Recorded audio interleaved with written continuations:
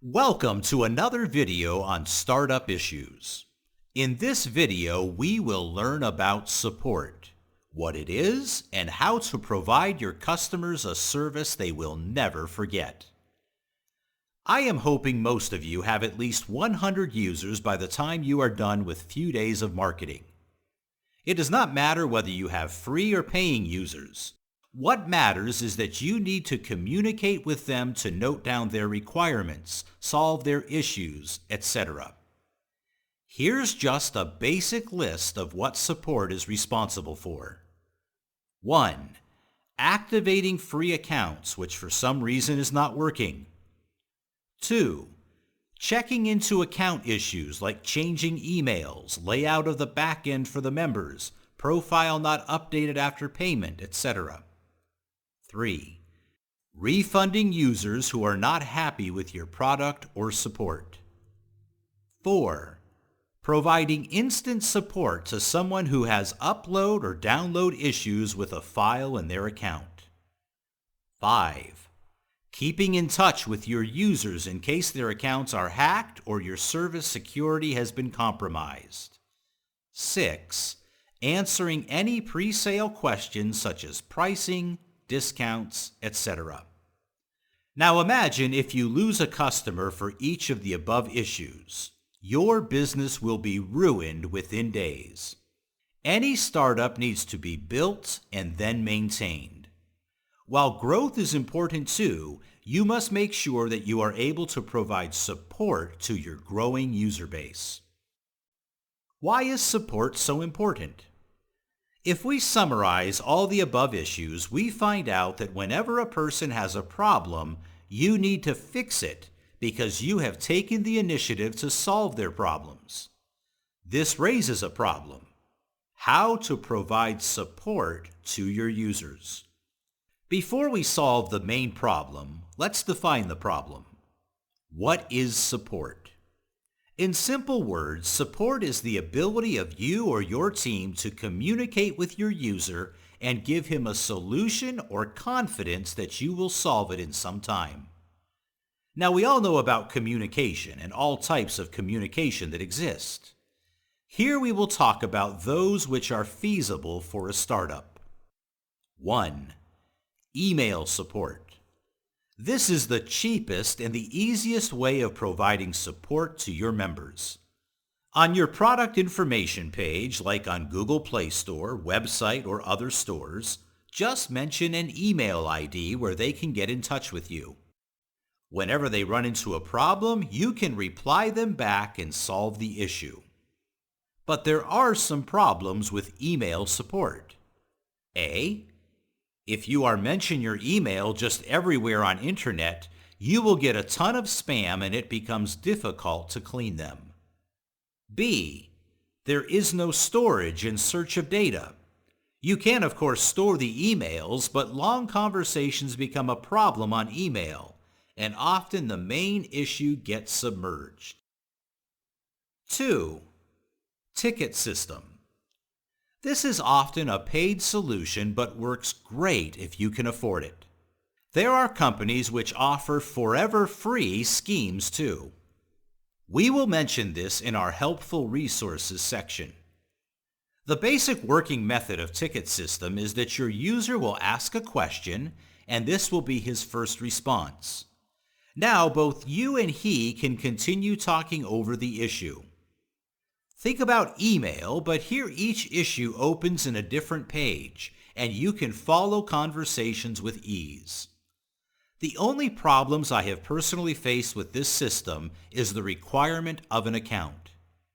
Users need to register an account and then remember it if they want to ask it out.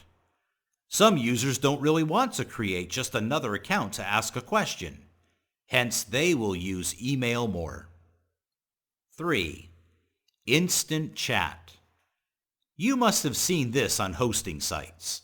They provide instant chat support for both sales and support department.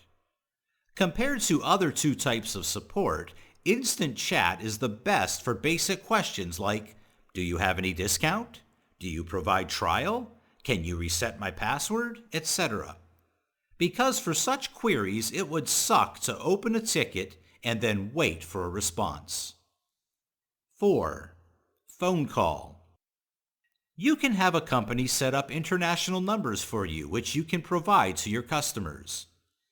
Even though phone calls are often considered the quickest way to solve a problem, you sometimes need some text content for which chat support is the best. Also, not many startups need such phone services unless you are dealing with big transaction amount. 5. Community support. This involves installing forum scripts like PHPBB, MyForum, etc. These are the free ones, but there are paid ones too, like vBulletin. The working method of community support is to allow people help other people. For example, gaming forums. If I have been playing a game for over 2 to 3 years, I will have more than enough knowledge to help beginners in basic things about the game. But the downside about this is that you need thousands of members to make sure the community helps each other.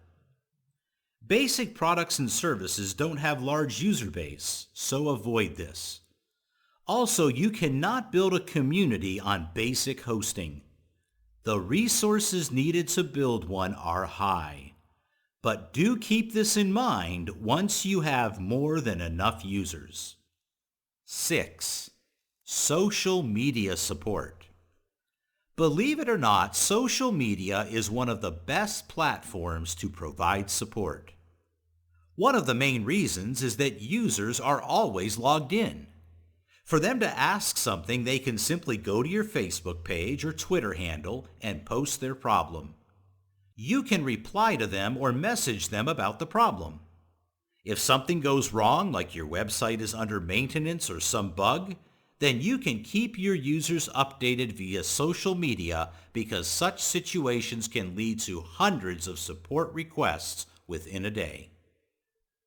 So here we go. These are the 6 most used solutions to provide support for your customers. Major players of service industry provide all 6 of the above to keep their customers happy and their rate of growth is maintained.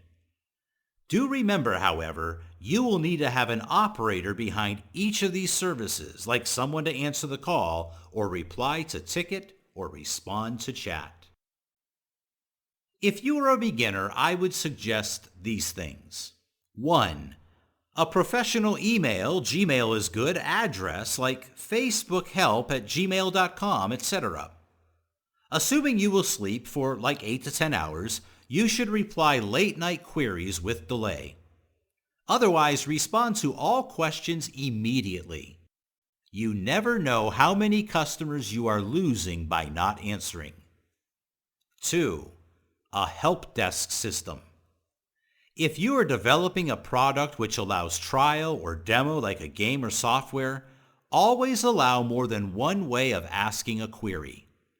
I myself use the approach of both email and ticket system so that if one goes down, I always have other one. 3. Social media support. Keep a Facebook page and Twitter handle by your company, brand, or product name. This is for 2 reasons. 1, if you face any problem, let them know you are fixing it and it will be fixed under XYZ hours. And 2nd, they can post their problems on your page. This will let their contacts know that they are using your products and maybe even they will try.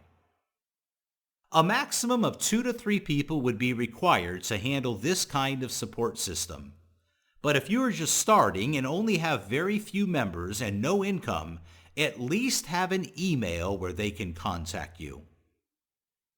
Now let's talk about cost cutting when providing support. Email and chat can be free because you can use free emails from Gmail or Yahoo, and there are many free scripts available to provide you with a chat window on your website.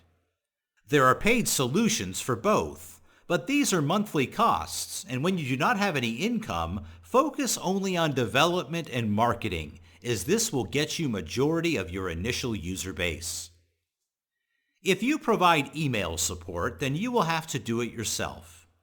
Make sure you answer all emails within a time span of 30 minutes unless you are sleeping. Don't be lazy in answering questions. Your initial users can make or break your brand. Imagine if you build an app and ask users to rate you on Play Store. They have problems and you don't reply. If your initial ratings are 1 or 2 stars, then no one will bother using your app. But if you get all 4 or 5, then you will see a growth in user base and you will have more downloads.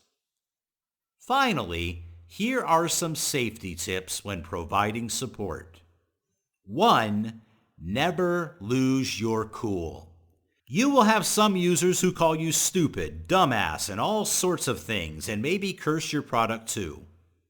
Just note down their problems and fix it.